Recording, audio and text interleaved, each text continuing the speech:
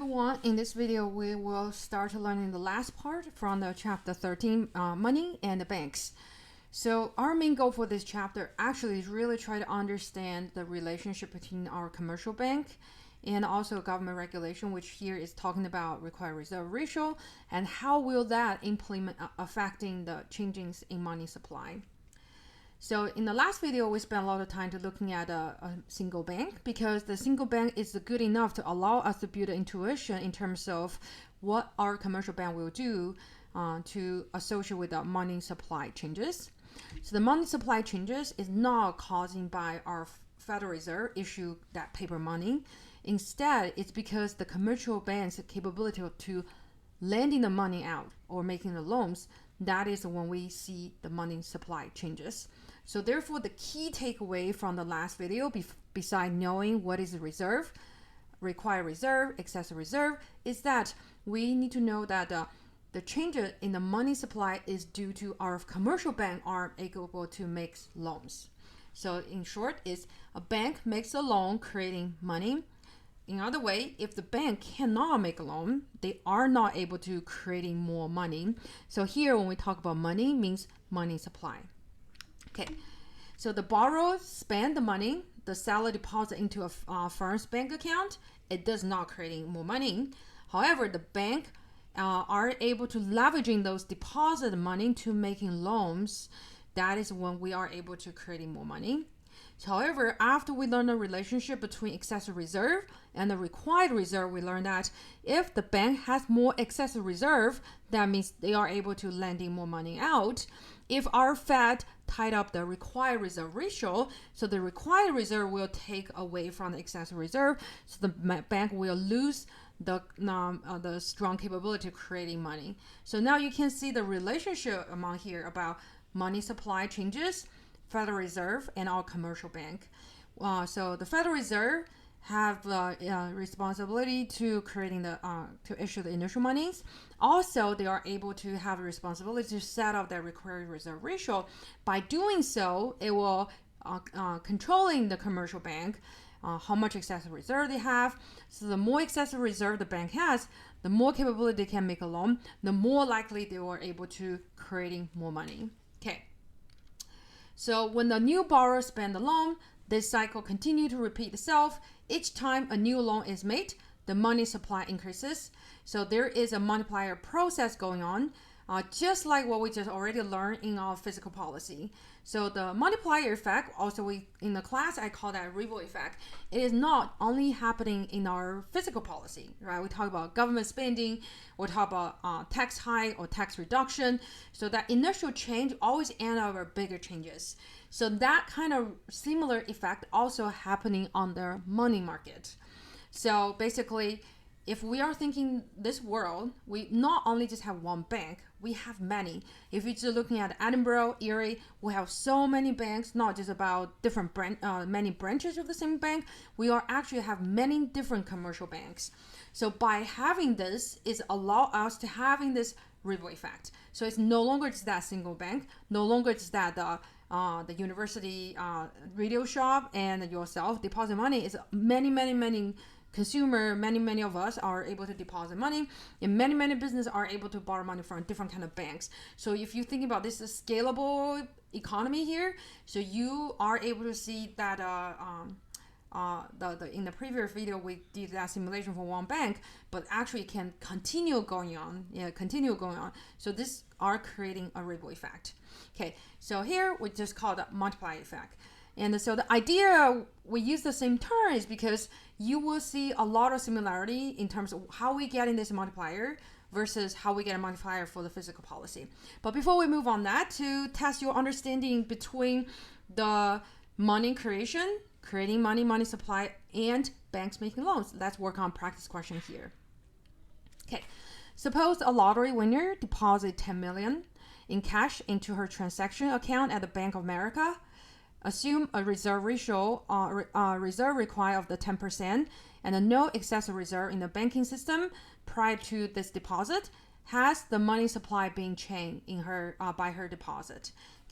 Again, just think about what you just said. When the money creation will happen, It happens when the bank are able to making loans, when the bank actually making the loans. Okay, so that's when we are able to see money supply increase. If the bank is not making any loans, we are not expecting our whole society are creating more money. Okay, so this is a very important knowledge to answer this question. And also I want to call out for the rest of the video, we're going to see 2 more practice questions. So we all build on upon this example. So we're going to work on this example. So this is just step number 1, without considering that ripple effect, without considering that multiplier effect. Let's just focus on when this person winning the lottery just deposits $10 million cash into her bank account, what gonna happen? So first of all, for some student, you might already know, hey, I already got the point because Dr. J said no loan make, no money increase. Yes, you can very straightforward say, hey, Dr. J, I know the answer for this question is 0, no change, because in this scenario, we didn't talk about Bank of America are making any loans, right? So totally right. But I want to walk through this process again to help you get familiar with this T account. So the T account is very important for the homework due for this chapter, related to this chapter, and also it's very important for your final exams. So first of all, given this person deposit 10 million, it's gonna create in the liability for the bank, right? The bank gonna own this lottery winner a $10 billion. So therefore, on the liability side, I put down $10 million. And again, this is a T account. The asset has to equal to the liability. So on my left-hand side, how should I put it? So again, there's no loan are made. First of all, the liability on the right-hand side will be 10 billion. And left-hand side asset has to equal to 10 billion as well, 10 million. So we don't have any loans, 0. So therefore, we need to figure out the value for required reserve and excess reserve. Okay. So for the required reserve, since the required reserve ratio is 10%, so therefore we're gonna use 10% multiplied by 10 million. That will give me 1 million. So therefore, my required reserve will be $1 million.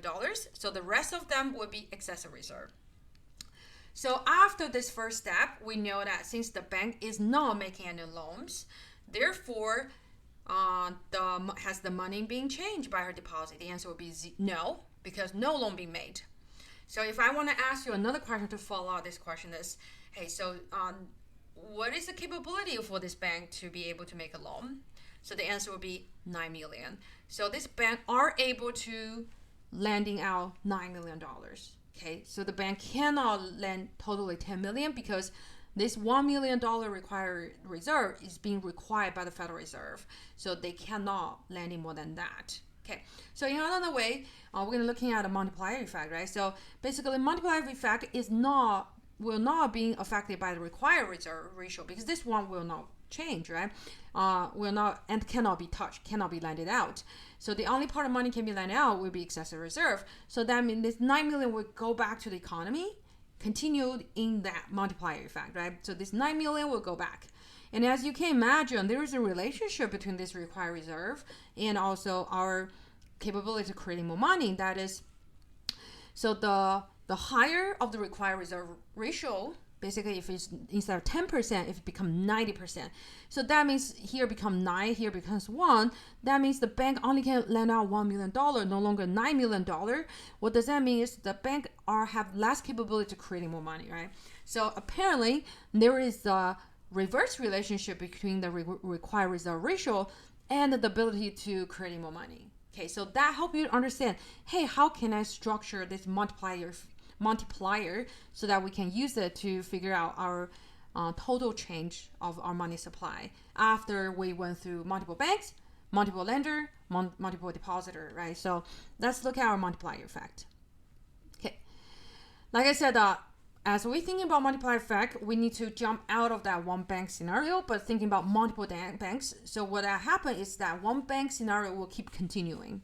People keep borrowing money, keep putting different bank keep some money in the bank because it requires reserve, but for excessive reserve, they will lend out to other people. So this will continue on that, creating this kind of ripple effect, multiplier effect.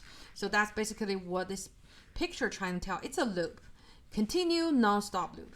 From the public deposit money to the bank can lend out the excessive reserve, Once the whoever got the money, they are able to use it to creating more money, and then the money go back to the public, they're holding it, and then become saving or whatever saved to the bank. And so this will be a continual cycle. However, during this process, the required reserve also will increasing because every bank, they have to keep that a percentage amount in their account. So therefore, instead of just one bank that 10%, if let's say the required reserve ratio is 10%. So that 10% is not only just for one bank. So every bank, every time they got a deposit, they need to keep 10% or whatever they got. So therefore, during this multiplier effect, it is not only impacting the money supply itself, but also going to impacting on its required reserve overall total amount the society going to save. So all of them will be impacted by this multiplier effect.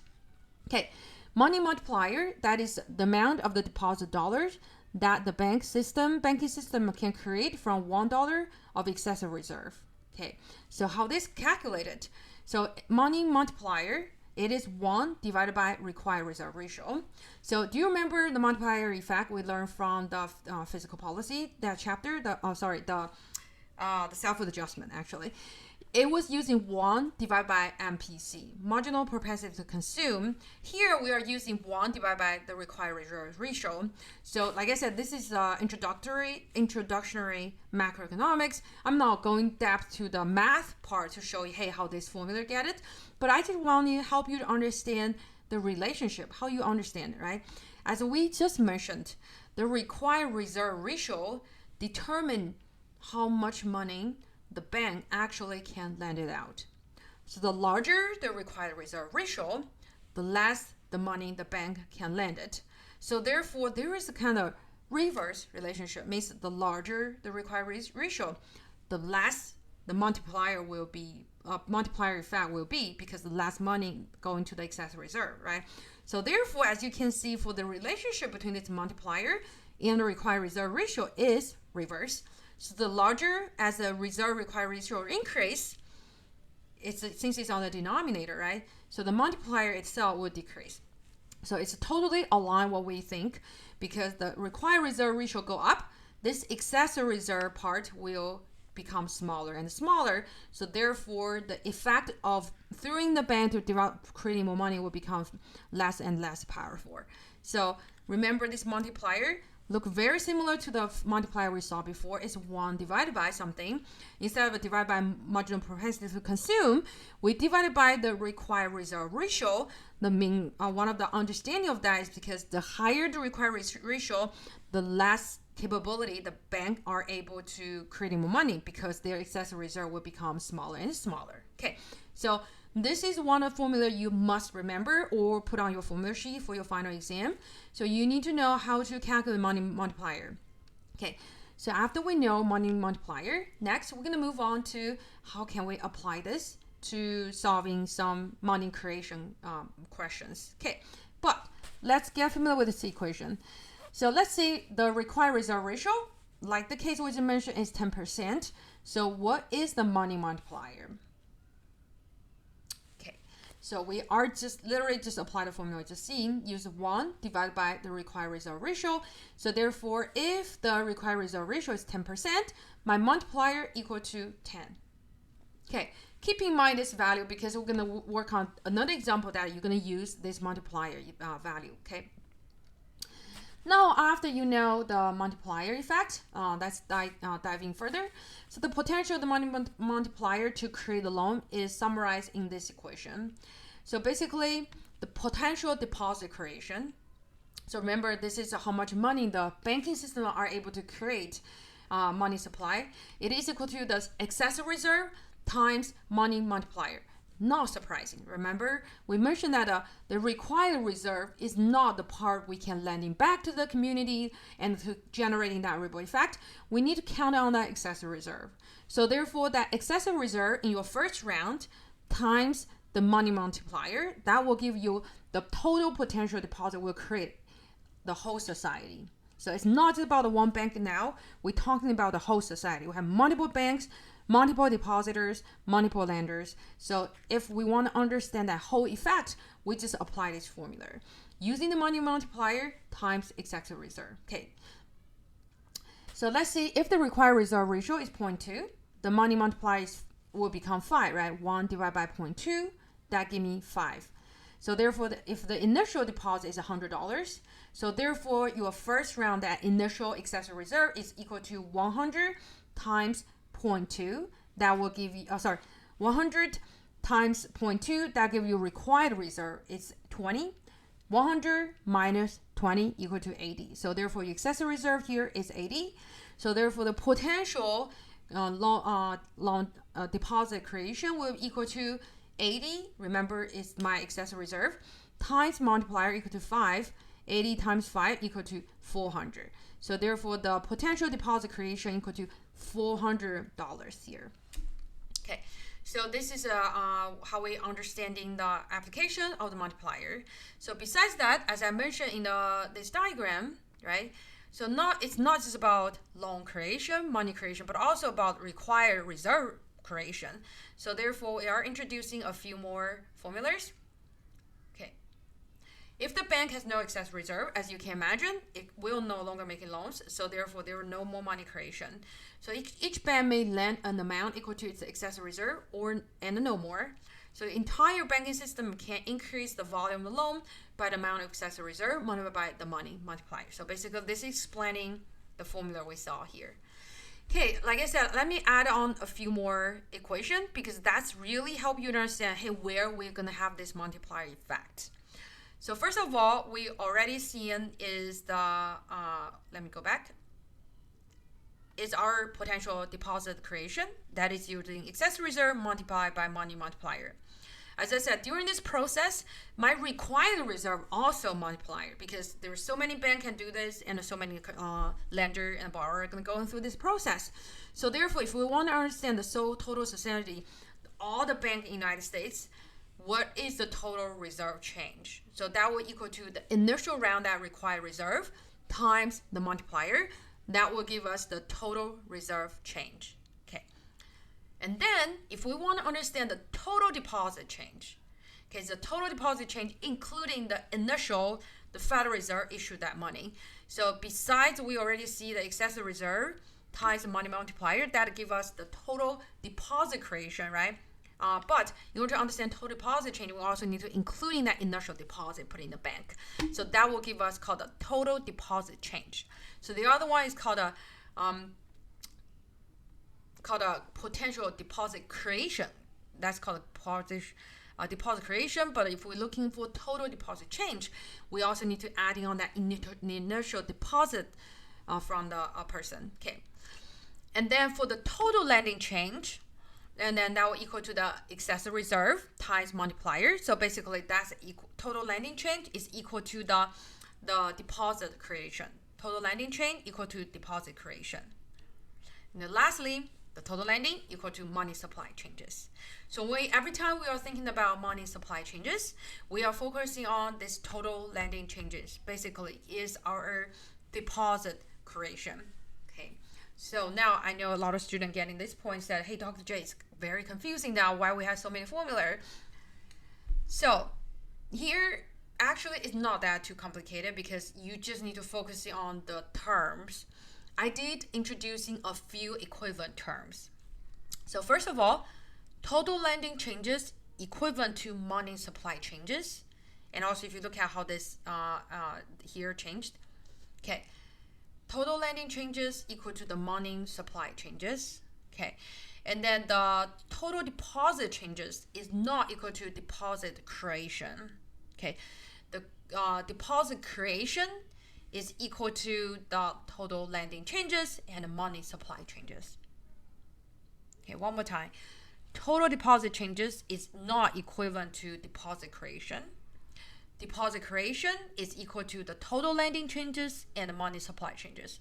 Okay, so like I said, any subject you learn those jargon, you have to remember. So here is where those jargon you have to be very, very clear.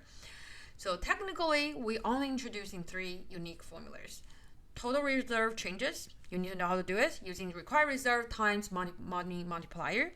The second is total deposit changes. That is equal to initial deposit plus your total lending changes. Okay, and then the third equation we introduce is total lending change However, total lending change equal to the money supply change. Let's look at a practice question together. So for this example, it is follow the previous one. So let me go back to the previous example. We start in this second video here. So this is related to the lottery guy who deposit $10 million and the required reserve ratio is 10%. So in this question, we look at the step number 1. As you know, we learned there's nothing changed on the deposit because the bank didn't make any loans. Now we move on to the step number 2. The bank does start to making loans. Let's look at what's going on here. Using the T account, show the changes at the Bank American of the bank fully use its new lending capacity. Okay, here they go. The bank not just lending a little bit, you lend all the potential capabilities. First of all, has the money supply been changed by step number 2 because this bank actually lending all the capable money? And the second is, after the entire banking system using the lending capacity of the initial $10 million deposit from that lottery winner, by how much will the total reserve, total deposit, total loan, and the money supply have changed? So there are several questions in the question number 2. First, let's just fill in this T account again because that's based on what we did last one.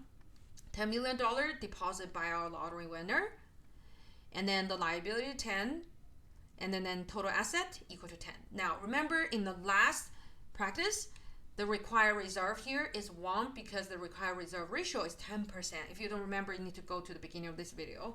And excessive reserve was 9. Okay, now in step number 2, this Bank American actually lend out all the capabilities. Means they lending out all $9 million excessive reserve to be as a loan. So therefore, at the loan section here become 9. And no longer have the excessive reserve at step number 2 because they lend it out. And then the required reserve become 1. Okay, so now the question is, has the money supply been changed at the step number 2? The answer is yes. It is by 9 million. Remember we talked about every time we see money supply change, it's because the bank are making loans. So this Bank American itself making $9 million loans. So therefore, just through this step 1 or 2 itself, and it's increasing $9 million because it make $9 million loans. Now we finish question number 1. Let's think about how this is impacting the world, right? So instead of just this Bank American, we have JP Morgan Chase, PNC Bank, and the credit union, so many different kind of financial intermediaries. So they all are able to lend money. They all subject to that 10% required reserve ratio for this example, right? So after the entire banking system using lending capacity, so how does this initial $10 million deposit from the lottery winner changing our total reserve, total deposit, total loan, and money supply? Okay, so basically question number 2, need to calculate 1, 2, 3, 4 items. First, starting from total reserve. To answer that question, we need to go back to look at my formula I just showed to you, right? The total reserve changes is equivalent to required reserve times multiplier. Okay, so as we fill in this form, we know that in our first round, our required reserve is this $1 million, right? So therefore, for that formula, we just need to use 1 times money multiplier. Like I said, this example, although it didn't show it directly in this page, but it's a continue with the previous example about that lottery winner.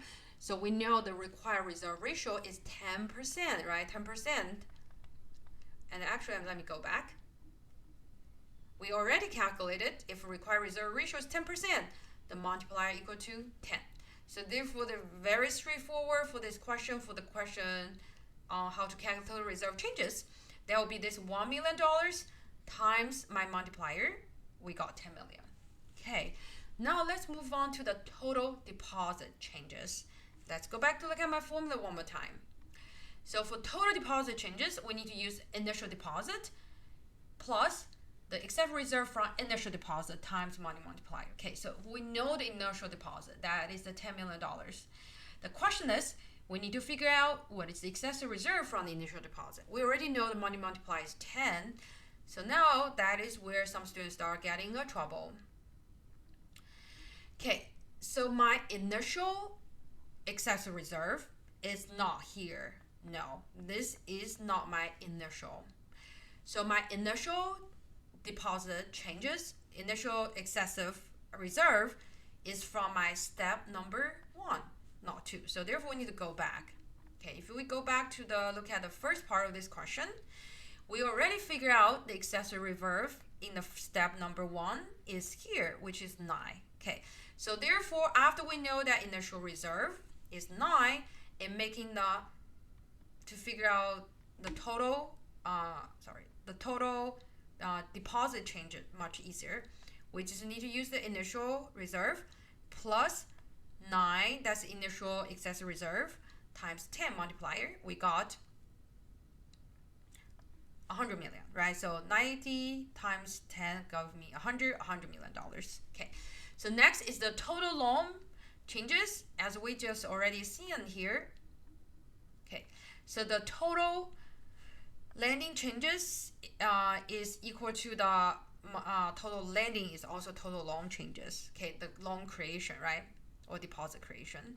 So therefore it is just using the 9, which is your initial excess reserve, times the multiplier, give me 90 million. So that's total loan changes, which is here, or total deposit creation. So the last one, money supply.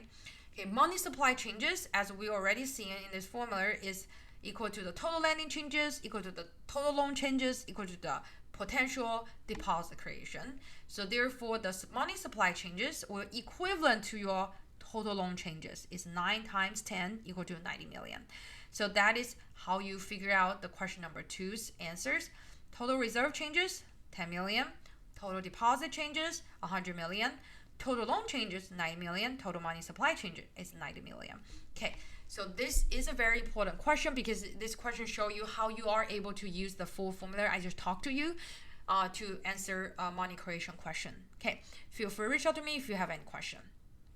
Next, let's closing this chapter by diving further about our commercial banks. Like I said, if you are really passionate about this area subject, make sure taking a money and banking class. That really give you more exposure on how our banks works. Here, since the macro, we try to do an introduction level, make you interested in that. Okay, so there is a 2 essential function of the bank. So our bank transfer money from saver to spender by lending fund held on deposit. And the banking system will create additional money by making loans in excess of the required reserve. Changes in the money supply may in turn alter spending behavior and thereby shift the aggregate demand curve. So what I'm talking about here, remember, as I said, the reason we are learning money and the banks because we need to learn monetary policy. The ultimate goal for the monetary policy is impacting our AS/AD curve, right? So basically here we say, hey, don't just think about everything we're learning here just about money. Actually, it's eventually gonna impacting on our AD curve. So when people getting more money in hand, they will have more power to spending money, right? So therefore, changing in money supply may in turn altering our spending behavior, and therefore, if people willing to buy more things, our AD curve will shift to the right. If we reduce money supply and people will feel very tight in hand, money in very tight in hand, they will reduce their spending. Therefore, our AD curve will shift to the left. Okay, so this is gonna be a circular of what we're talking about. Before this chapter, we don't see bank in the center. Now you know the bank actually create a crucial role to connecting our consumer with our businesses. When the consumer has actual money, they convert to saving, and that become actual capability in the bank. Allow them to lend the money to the business who need the money to creating more job, creating more product. So actually, bank play such a crucial role. As I mentioned before, when I grew up in China, we do not have a good credit system in China, so it make a lot of people have no way to use their to allow consumer leveraging their actual resource, which is actual money in their bank in their account, to invest to allow business grow. So banks play a very important role to making the market more efficient.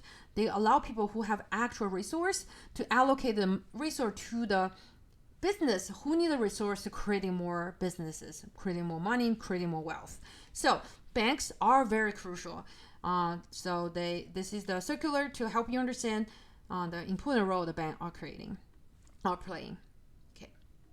So The last thing we want to talk about the constraint on deposit creation, right? We talk about the bank are very powerful, as we already witnessed that the Federal Reserve plays such an important role because they set up that required reserve. So if the bank cannot lend the money out, they cannot create more money. So therefore, first let's talk about deposit.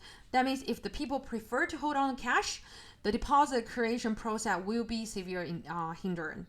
So as you can see, if nobody put money in the bank had nothing to lend, right? So that will impact in the money creation. The second is called willingness to lend. So let's say if the bank themselves start feeling the fear, they worry we might have more people coming back to lending the money instead of coming back to withdraw the money. So instead of lending out the excessive reserve, they might decide, you know what, I can keep the excessive reserve, not lending out. So here's related to the willingness to lend. So if the bank are reluctant to take a risk in lending, it will also limit the deposit creation. And the third component impacting this process is willingness to borrow. As you can imagine, if the businesses said how we have fear about our economy, we don't want to stretch ourselves, take out a lot of loans. The same situation, even the bank had a lot of excessive reserve, but nobody want to borrow the money. We also won't see this money creation process going well. Okay, so that's why the last one I talk about is the Fed. The Fed set up the required reserve ratio. The tighter they are means the higher the required reserve ratio, the less the money can lend out. So to summarize the end of this chapter about money banking and the money creation is that bank play a very crucial role, the commercial bank, to creating more money. So it's rely on their capability to making loans. It is not rely on if you are able to put the money in the bank. However, your capability to put the money in the bank, the bank's willingness to lend, the borrower willing to borrow, and our Federal Reserve's physical monetary policy in terms of required reserve ratio, they all will impacting on how much money will create in the society. Okay, that's the end of this chapter. Hopefully, this pave a good road to help you to understand what we're going to look at in next chapter, monetary policy. Bye.